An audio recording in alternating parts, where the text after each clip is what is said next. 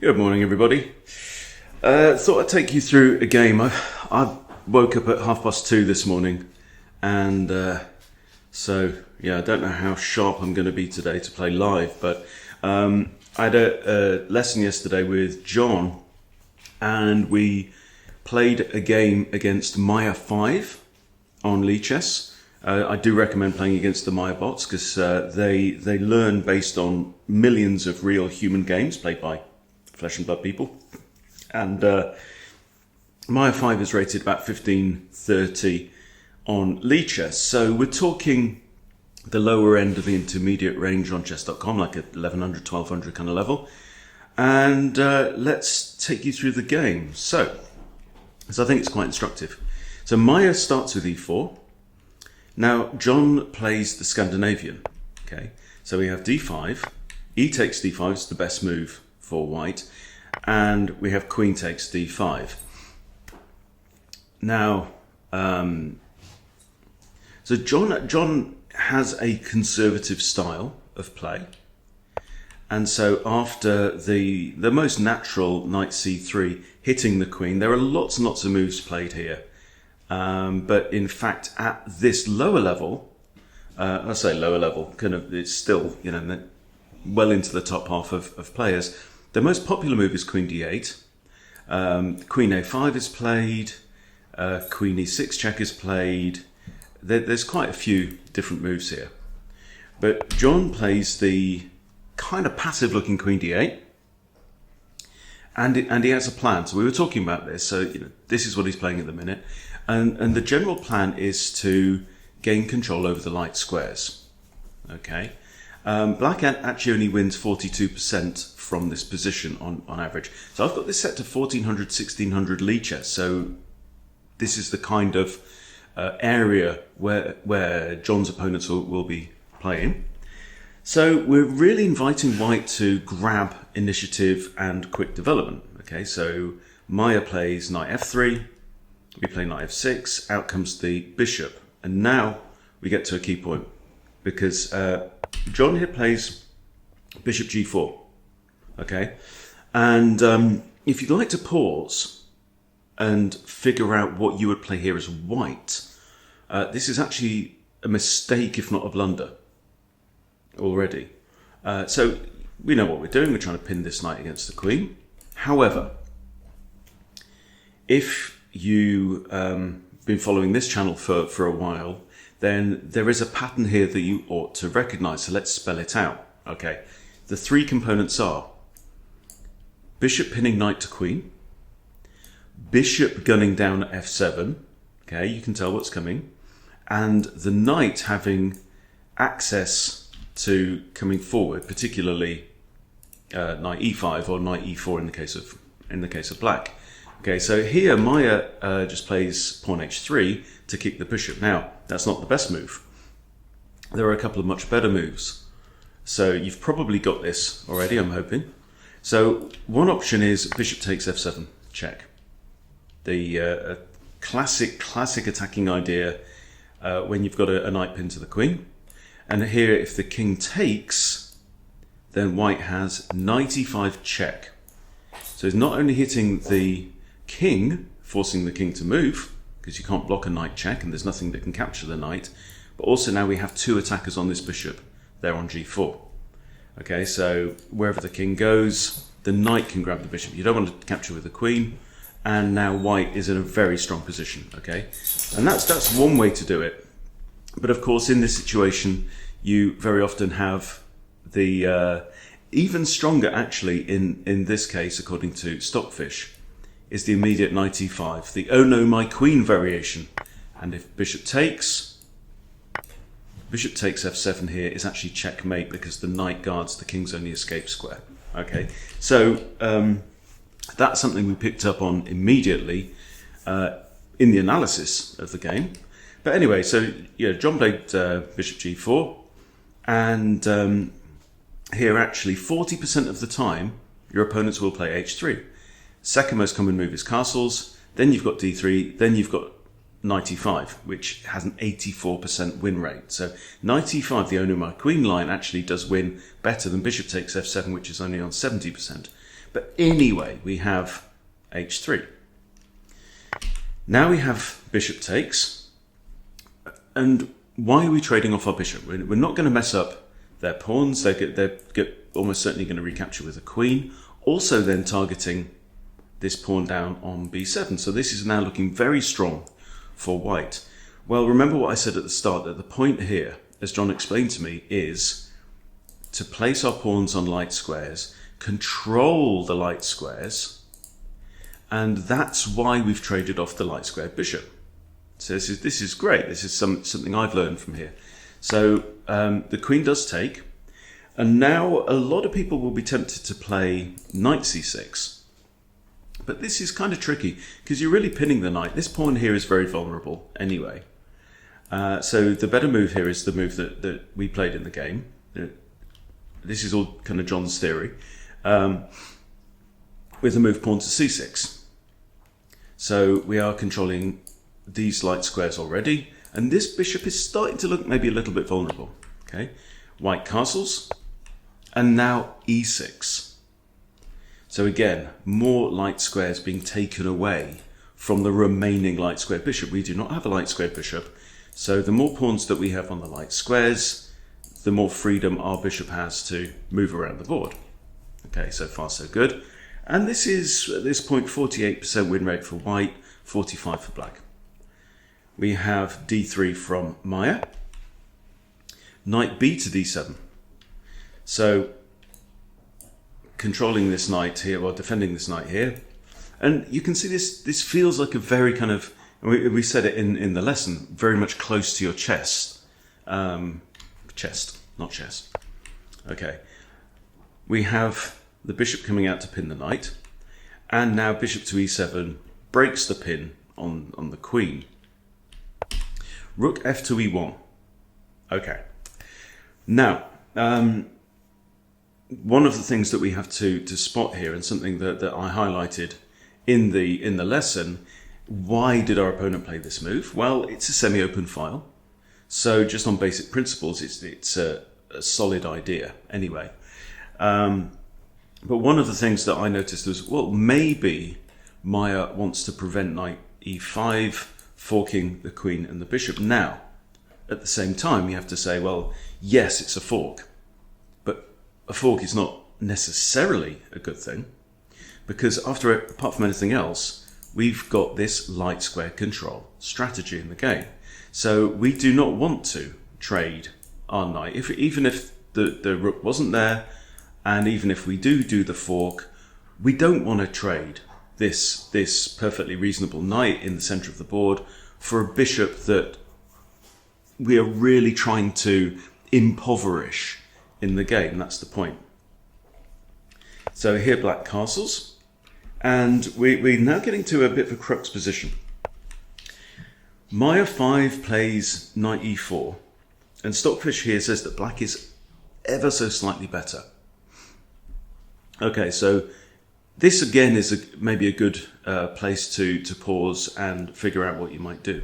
So the most common move here, played more than half the time, is knight takes knight. And that has a 47% win rate for black. Black does well from that position. So here you will notice that we do actually have now the move knight e5, which is a very good move for black and actually the most winning move for black. And the reason is because this knight moving here has blocked the rook's view of the e5 square. So knight e5 is something that could be considered. In the game, John actually chose the move h6. That's not the most accurate move, because after bishop h4, I mean, this position's only been reached 6 times at this level, but white has won 4 of those games. And Maya does actually play the move bishop h4.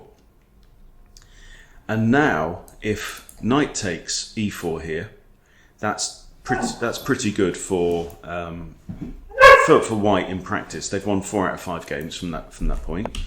But now we do play knight e5, and again, the point is not to take out this bishop. We don't want this bishop. This bishop's actually only got one other safe square right now. In fact, it's not even that safe where it is. But the point is to put pressure on the queen, and now we get to this kind of crux. What does white do in this position?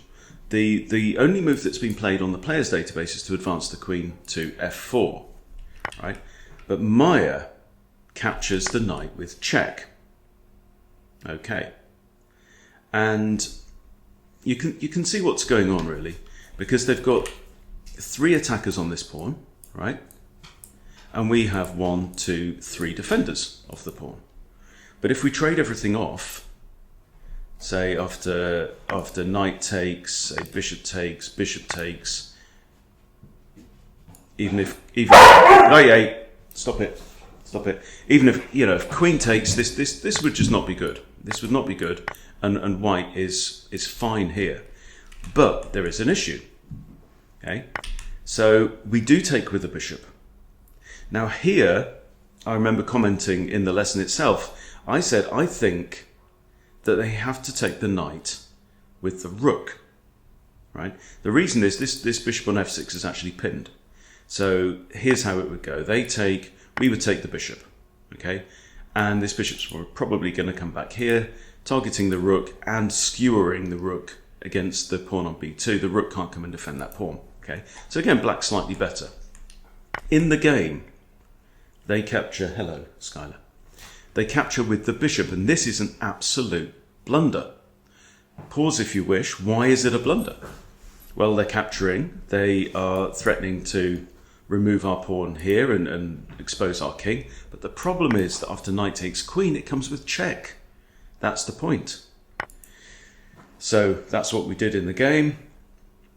They recapture with the pawn, and now, of course, queen takes, and we're almost up a full queen. We're up a queen for a bishop. Plus, look at this bishop. It still only has the 1 square to go to. Okay, so we have rook e3 from Maya. And now we started to look around. We're in a very, very good position. There's a hanging pawn on b2, obviously. The king is exposed, so we took stock and we reassessed the whole situation. Now, one thing that we started to think about is the option of maybe trapping this bishop. So the way that you would do that, right, a beginner level idea might be to push b5, pushing the bishop back, and then a5, and we're threatening a4 to trap the bishop. But that very much kind of telegraphs our idea. And we discussed this because when you're playing a bot, the bot doesn't have any psychology going on. Although the Maya bots are probably better because they're based on how people actually play. Although this is kind of a novel position anyway. But a better way round, generally when you're playing against flesh and blood humans, is to play the move a5 first. And then if white isn't careful, right, because there's no threat to the bishop here. It's not an immediate threat anyway, right? So if white just plays, something normal like that, then we have b5, and then white realizes what's going on, because if they come back here, we have a4, and the bishop's pinned and can't go anywhere. It's going to have to trade, and not good. Okay, so even better there for black. So the move played is rook e3. We grab the pawn, and the reason is that it comes as well. One other reason apart from grabbing material, which is no bad thing. We fork the rook and the c2 pawn, and notice that the rook can't go to c1 to defend the pawn because it's on an undefended square.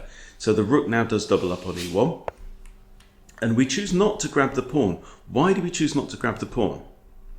Well, it may be a perfectly good move. In fact, let's look at what the engine says. The engine says that it's the second best move, and the best move actually is a5.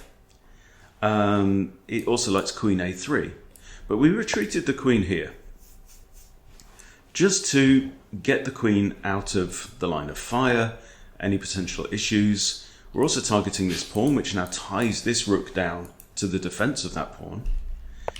Okay, we have king to h2, and we have a check here with the queen, but it's a pointless check. It's a toothless check. The king just comes here or whatever, and that's fine. So now we decide to centralize the rooks. Again, very principled play. We have the rook coming across to the g file, the semi-open g file. There's no white pawns there. We centralize the other rook. The rook now comes up, So it looks like everything's pretty solid here. Both these rooks are defended. These pawns are very well defended. This is defended again by the king. That's defended 3 times. And the bishop defends that. So it looks like white is pretty well coordinated. Okay. And now we launch our plan, a5. Now computers tend not to fall for the kind of psychological traps. And so a4 here from Maya. But here comes the point. Now we would like to push b5 and try and get a passed pawn on the a file. But of course that square is controlled twice. So if we were to push this, takes, we've just lost the pawn and our rook has to move here, for example. Okay, so that's not fantastic. So the move that we play is the queen comes back here to b2, targeting this pawn. And what can be done? They could drop the rook back, potentially. But what Maya does is bishop b3, kind of enclosing the queen in that corner. And now we get to push b5. This is the point.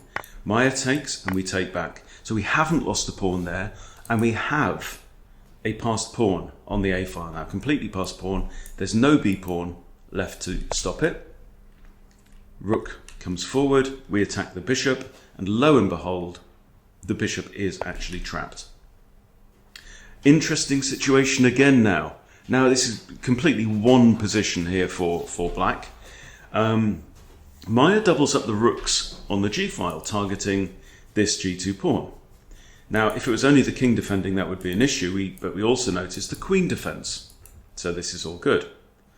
And you have to consider the trade-off here. So how do you figure that out? How do you do the accounting on that? Well, 2 rooks are worth a nominal 10 points, and these are good rooks, right? They're both targeting, lined up against our king.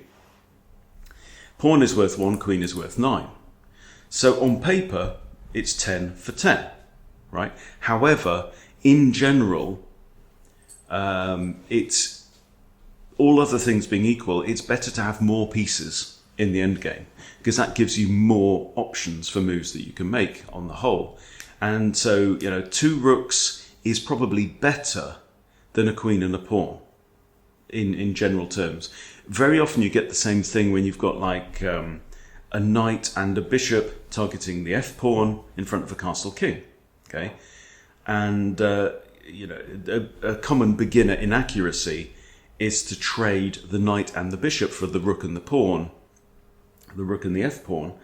But again, in the end game, it's better to have a knight and a bishop because it's 2 pieces, giving you just more options. So we are not worried about this move. Therefore, what we do is we take the bishop, they recapture, we win another pawn, rook comes back, defending the f2 pawn there, and we grab another pawn, and here we take, and we happily just trade off. And now we're just 2 rooks up. Completely winning position. Grab the other pawn, and now Barry the b pawn can just dance in for victory. Now, again, in the lesson we say, right, what is critical here? It's always the best question to ask yourself. If you're only going to ask yourself one question, then it's the strategic question. What is critical?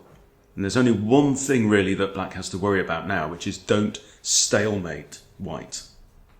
All right, that's white can't win this game, but he could force you to stumble into a draw through stalemate. So we have to be careful, right? Now, the thing to be conscious of is that white actually has 4 pawn moves here. So we don't have to worry about stalemate at all while there are mobile pawns. So we get the queen, pawn moves forward now, and what would you play here as? Black. Okay, so we talked this through for a couple of minutes, interestingly. So John's looking at queen check here, forces the king there, lots of different ideas. Now, with this pawn moving, and he noticed he could take with the pawn there as well, right? But again, you take with the pawn there, the king's going to move here, something like that. It's not all that clear, right? Or you take with the pawn here, the king goes here, and notice there are no legal moves now. So if you do something lazy, it's stalemate, right?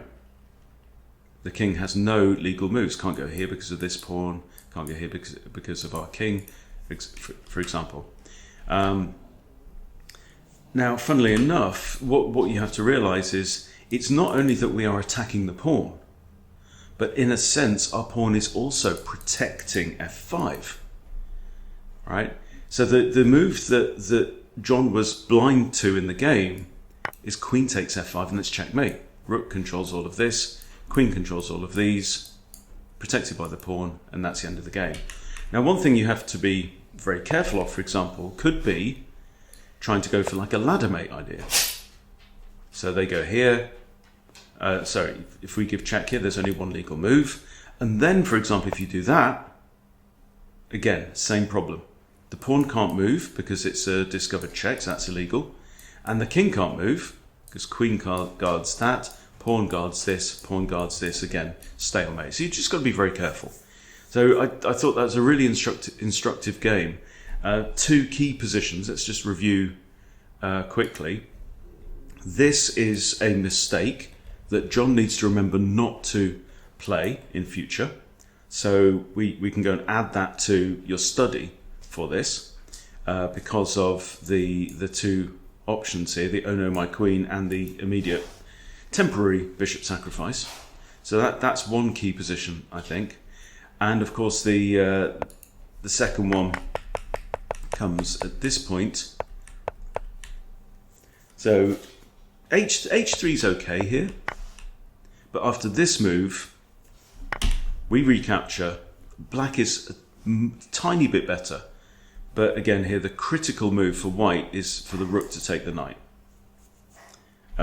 Bishop can't recapture because it's pinned on the queen, but that of course is not what was played, and this is a game losing blunder. Okay, so you've really just got to calculate your way through this, and it's not just about counting attackers and defenders, because you have to realize that a capture with check means that this queen is now free to move away. So that's the one move where the entire game turned. So we've all got to be cognizant of those considerations. So there you go. I thought that was helpful, and for anyone around that 1,000 to 1,200 mark, hopefully that's useful for you as well. So there you go. Thank you for watching, and I'll see you all soon.